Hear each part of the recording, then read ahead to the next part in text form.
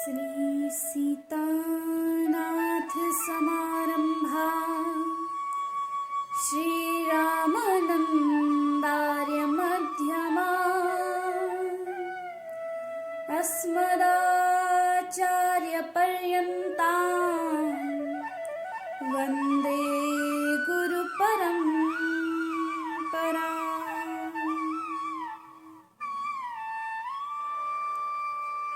जय जय श्री राधे, जय जय श्री श्याम।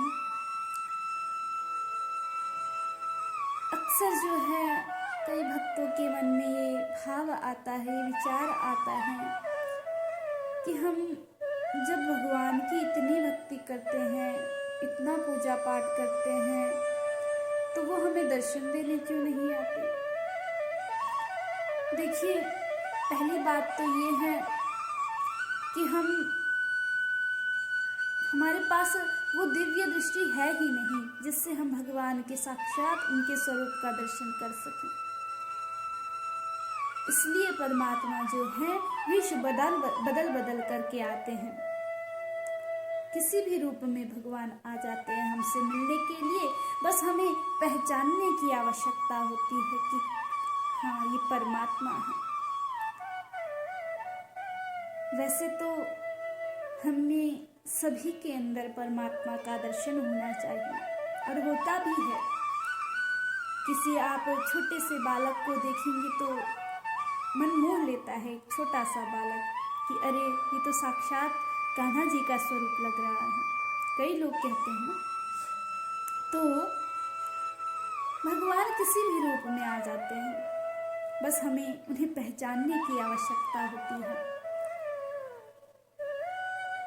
तो इसी बात पर एक छोटी सी घटना मुझे याद आई है, आपको सुना देते हैं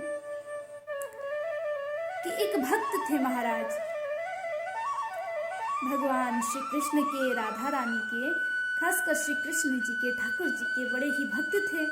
तो ठाकुर जी के भक्त थे तो ठाकुर जी की सेवा करने के लिए रोज मंदिर में जाया करते थे, रोज उन्हें भोग लगाया करते थे। लेकिन उनकी जो पत्नी थी वो इस बात से थोड़ा चिढ़ती थी। उन्हें अच्छा नहीं लगता था कि उनके पति जो है ऐसे प्रतिदिन मंदिर में चले जाते हैं, ठाकुर जी की सेवा करते हैं, क्योंकि भाई और भी तो काम रहते हैं घर पे, पहले उन्हें कर लो, बाद में ठाकुर जी को सेवा करने चले जाना। लेकिन वो भक्त कहते थे कि नहीं, मैं सबसे पहले अपने ठाकुर जी की सेवा करूंगा, उन्हें भोग लगाऊंगा और बाद में अपने बाकी के काम करूंगा। तो इस बात से हमेशा जो है उनकी पत्नी चिढ़ती रहती थी कि हर बात में, चाहे खाने को लेकर हो या कोई घर में नया वस्त्र आया हो, तो सबसे पहले जो है जाकर के ठाकुर जी को समर्पित करते थे। एक बार अब जो है घर में लड्डू बने, तो अब भक्त ने उठाए लड्डू और सीधा दौड़ पड़े ठाकुर जी के मंदिर में। अब पत्नी और चिढ़ गई, बोली कि अरे पत्थर की मूर्ति कोई जिंदा होकर के थोड़ी ना खाएगी आपके लड्डू। अगर आज आप ठाकुर जी को बिना भोग लगाए घर आए तो ठीक नहीं होगा। साक्षात पहले उन्हें आप भोग लगाइए। अगर आकर के आपको दर्शन देते हैं, आपके सामने बैठ करके ठाकुर जी खाते हैं तो बात अलग है, वरना आज आप घर मत आना। बड़ी गुस्सा होकर के बोली। अब तो पत्नी के ताने सुन करके भक्त ने जो है ठान ली कि आज तो जो है ठाकुर जी को भोग लगा करके ही आएंगे। मंदिर में गए और धूनी लगा करके बैठ गए। बोले आओ ठाकुर जी भोग लगाओ, आओ ठाकुर जी भोग लगाओ। अब जो है धीरे धीरे समय बीतता गया। अब मंदिर के बाहर भी जो है भीड़ जमा होने लग गई कि देखिए तो जरा क्या होता है, भगवान आते हैं या नहीं। क्योंकि ये तो बड़ा ही सच्चा भक्त है, प्रतिदिन आता है भगवान के दर्शन करने, इसकी पुकार तो भगवान सुन ही लेंगे, आ जाएंगे तो हम भी कृतार्थ हो जाएंगे, हम भी थोड़ा दर्शन कर लेंगे ठाकुर जी का। तो भीड़ जमा होने लग गई महाराज। समय बीतता गया, सुबह से दोपहर हो गई। अब तो उन लड्डुओं पे मक्खियां भी भिनभिनाने लगी। भक्त उन मक्खियों को उड़ाता गया, हटाता गया। अब धीरे धीरे मीठे की गंध सूंघ करके चींटियां भी लाइन लगा करके आ गई। भक्त ने उन्हें भी हटाया। अब बाहर जो मंदिर के बाहर जो कुत्ते खड़े थे उनका भी जी ललचा गया, उनके भी मुंह में पानी आ गया, तो वो भी दौड़ करके आए, तो भक्त ने उन्हें भी भगाया। अब तो बाहर मंदिर के जो भिखारी बैठते हैं मंदिर के बाहर, उनका भी जी ललचा गया।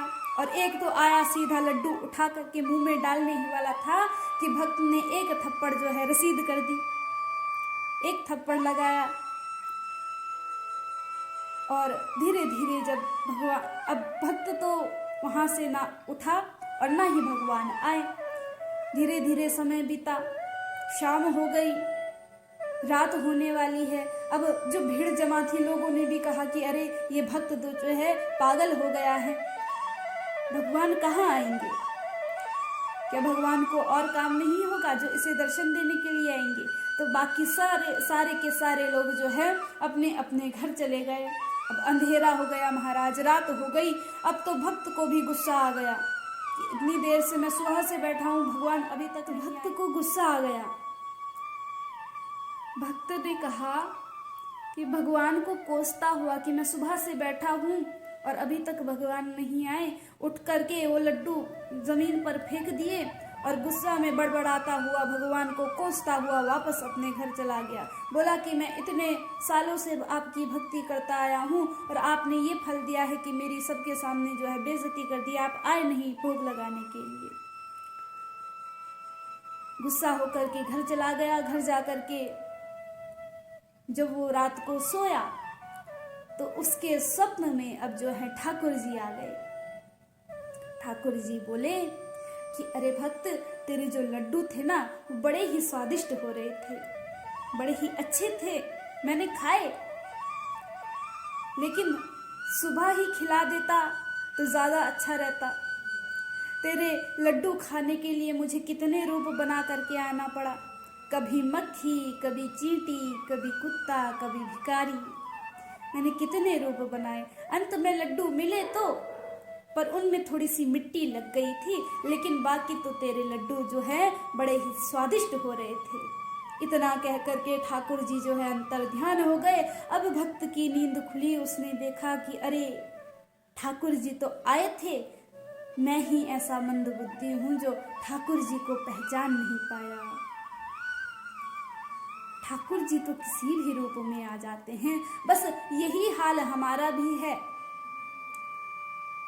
भगवान तो आते हैं, बस हमारे पास वो दृष्टि होनी चाहिए जिससे हम ठाकुर जी को पहचान सके कि अरे तो ठाकुर जी हैं, ठाकुर जी का ही स्वरूप है। इसलिए को जो जीव होते हैं ना, छोटे छोटे कीट पतंग, इनको कभी मारना नहीं चाहिए। गलती से भी पैर के नीचे अगर आ जाए तो क्षमा मांगनी चाहिए कि हे प्रभु क्षमा करना, अनजाने में हमसे ये भूल हो गई, उसका प्रायश्चित करना चाहिए। और अपने बच्चों को भी यही सिखाना चाहिए कि बिना वजह किसी पर भी हाथ ना उठाए, किसी को मारे नहीं। उनमें भी प्राण होते हैं, उनमें भी भगवान का वास होता है। तो बस यही कहना था कि ठाकुर जी हमसे मिलने आते हैं, हमें दर्शन देने आते हैं, बस हमारे पास वो दृष्टि होनी चाहिए, वो दृष्टिकोण होना चाहिए जिससे हम परमात्मा को पहचान सकें।